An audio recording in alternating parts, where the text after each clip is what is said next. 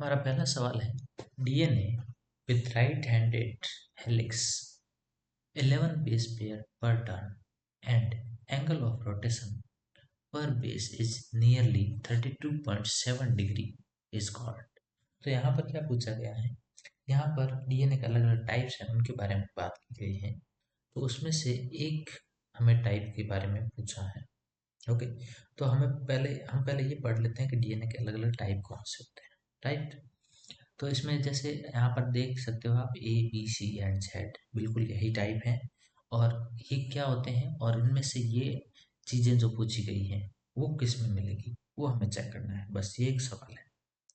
क्या क्या चीज़ें हैं, एक तो राइट हैंडेड हेलिक्स उसमें दिखना चाहिए, 11 बेस पेयर होने चाहिए। एक टर्न के अंदर एक बार स्टार्ट होकर के दूसरी जगह जाकर वो खत्म होता है टर्न, तब तक उसके अंदर 11 बेस पेयर यानी कि टोटल 22 न्यूक्लियोटाइड्स होने चाहिए।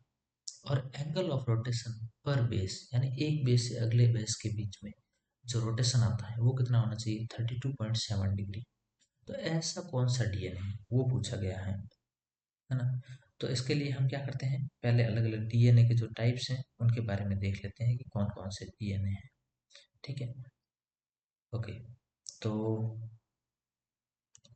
चलिए हम बात करते हैं। तो अलग अलग टाइप के डीएनए होते हैं, ठीक है। तो इसके अंदर जियोमेट्री के बेस पर हम देख रहे हैं।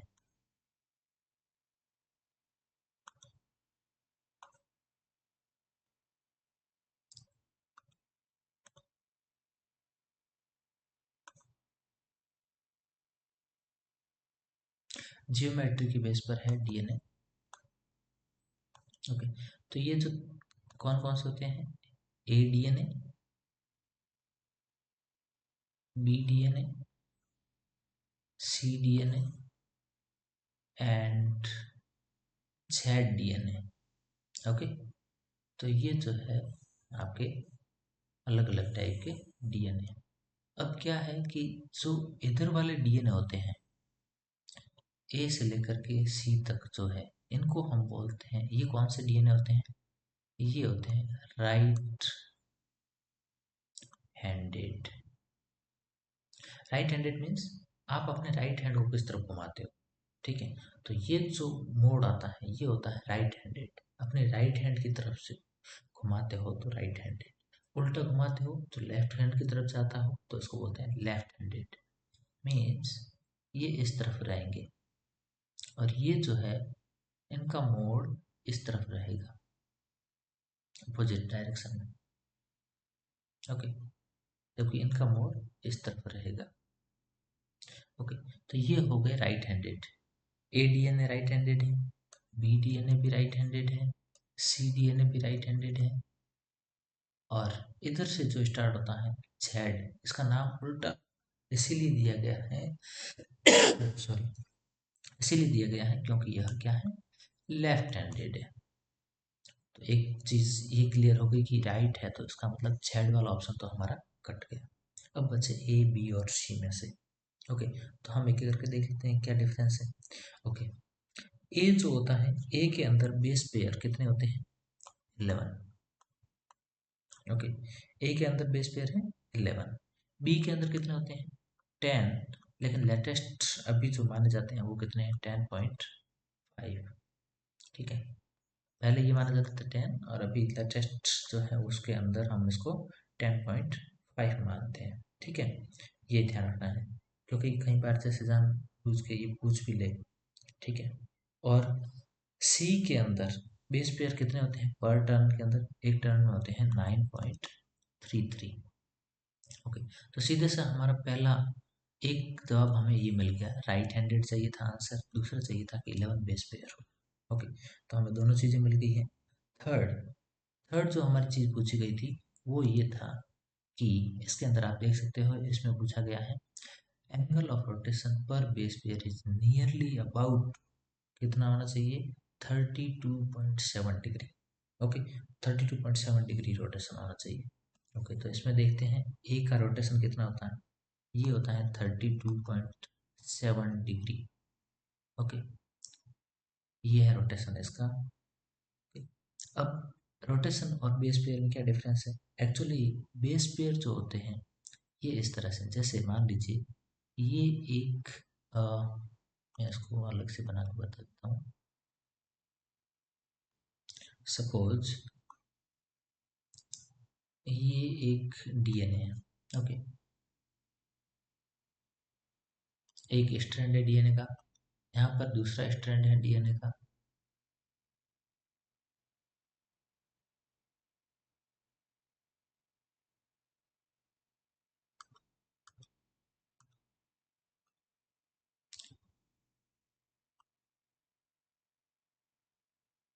ओके, ये है आपके दूसरा स्ट्रैंड डीएनए का। अब होता क्या है कि जैसे पहले वाला स्ट्रैंड जहाँ पर आपको मिलेगा, क्या उसी जगह पर दूसरा स्ट्रैंड भी मिलेगा? नहीं, यहाँ से जैसे येलो आ रहा है इसके ऊपर से होते हुए यहाँ जाएगा तो ये रेड ऊपर आ जाएगा वापस।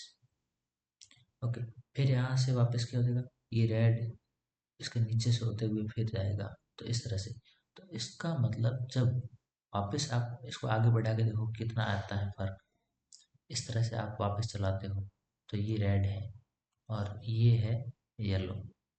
ओके, तो यहाँ ऊपर से था इसके नीचे से होके जाएगा और ये यहाँ से वापस ऊपर से होके जाएगा। तो एक बार अगर आप ऊपर से ऊपर तक का देखते हो या फिर आप अगर इस तरह से देखते हो कि नीचे से नीचे तक का देखते हो, ठीक है, तो आपको टर्न पता चल जाएगा कि समझ में आ जाएगा टर्न कहाँ है। ओके, तो मैं बताता हूँ कि एक टर्न जैसे यहाँ से ऊपर से स्टार्ट किया तो वापस ऊपर वाला कहाँ दिखने को मिलता है, यहाँ पर। तो ये जो है एक टर्न हो गया। ओके, या फिर वापस यहाँ से देखो नीचे का, या ऊपर से अगर देखते हो तो ऊपर से ऊपर तक, या फिर नीचे से वापस देखो कि यहाँ पर नीचे कहाँ आएगा। ठीक है, और सॉरी मैंने यहाँ पर थोड़ा सा गलत बना दिया है, पर आप ध्यान रखना कि यहाँ पर जैसे ये है ऊपर से वापस से स्टार्ट होकर के यहाँ वापस ऊपर आ जाए, एक बार ऊपर फिर नीचे फिर वापस ऊपर। ओके, तो यहाँ तक का ये जो है ये क्या है, एक टर्न है।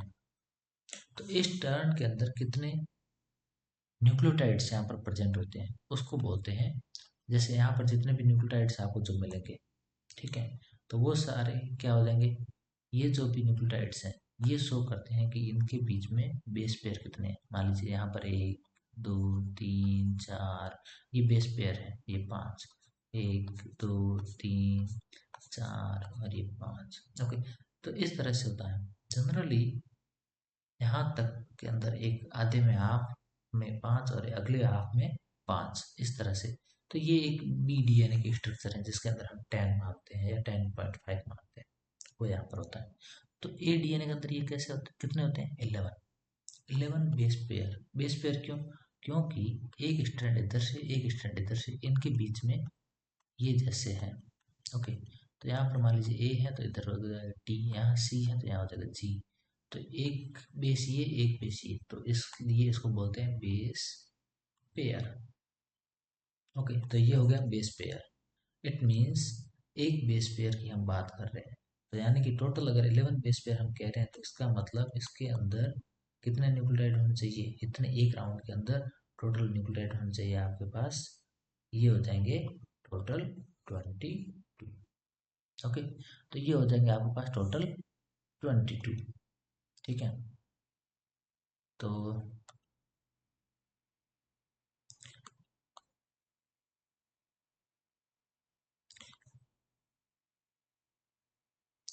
इस तरह से ये होता है इसका बेस पेयर। ओके, पर टर्न, एक टर्न के अंदर कितने बेस पेयर है। ओके, नेक्स्ट इनके अंदर है रोटेशन। रोटेशन होता है जब बेस पेयर आपस में जोड़ते हैं तो उनके बीच में वो कितना टिल्ट होकर जोड़ता है, कितना मुड़ मुड़ करके जोड़ता है, that is called edge rotation. Okay, तो इनके बीच में रोटेशन कितना होता है, 32.7 डिग्री, अगर ए का पूछा गया हो तो। ओके, अगर ये बी का पूछ ले, ठीक है, तो बी के अंदर जो है रोटेशन कितना होता है, यहाँ पर इनके बीच में रोटेशन होता है 34 डिग्री। कहीं पर आपको 34 का डिग्री लिखा मिलेगा, 34.3 भी मिलेगा। ठीक है, तो ये अलग अलग, पहले जनरली इसको 34 डिग्री, सॉरी 34 हम पढ़ते थे, बट इसको कहीं पर आप देखना 34.3 भी लिखा मिल सकता है आपको। ठीक है, तो ये है इसका रोटेशन पर बेस। पेयर। यहाँ पर अगर जेड की बात करते हैं तो जेड डीएनए के अंदर क्या डिफरेंस होता है वो देखो। जेड डीएनए के अंदर जनरली हम चीज़ें अलग तरीके से पढ़ते हैं, जैसे मैंने बताया इधर राइट हैंड से, यहाँ पर आप लेफ्ट हैंडेड डीएनए पढ़ते हैं। सेकंड चीज़, यहाँ पर आप जनरली एक एक बेस पेयर की बात करते हैं। ओके, सी डीएनए हो चाहे बी डीएनए हो चाहे ए डीएनए हो, एक एक बेस पेयर की बात करते हैं, यानी एक बेस पेयर से दूसरा बेस पेयर कितना गैप है। लेकिन जेड डीएनए के अंदर जब भी आप बात करेंगे तो दो बेस पेयर की बात करेंगे, ये ध्यान रखना। अब दो बेस पेयर क्यों? क्योंकि जेड डीएनए के अंदर double double DNA, sorry double double nucleotides एक साथ होते हैं, और यहाँ पर स्ट्रक्चर इसकी इस तरह से बन जाती है कि हमें लगता है कि जैसे दो डीएनए मिक्स में है, बट ऐसा है नहीं। ठीक है, तब हम बात करते हैं कि ये डबल पेयर बेस पेयर, हम यहाँ पर दो बेस पेयर काउंट करते हैं। तो इनके बीच में रोटेशन कितना होता है? यहाँ पर जो रोटेशन आपको जेड डीएनए मिलेगा वो मिलता है 60 डिग्री। अब क्या करते हैं, जनरली इसको लिखने का तरीका ये है, 62 डिग्री बाई, इस तरह से लिखते हैं। ठीक है, तो एक का तो 30 है, पर ओवरऑल 62 डिग्री बाई 2 इस तरह से लिखा जाता है। और इसमें एक बेस पेयर में टर्न कितने होते हैं? ये होते हैं 12। ओके, तो हमारा सीधा सा आंसर क्या हो जाएगा? इसका आंसर तो वैसे हमें पता चल गया है। आंसर क्या है?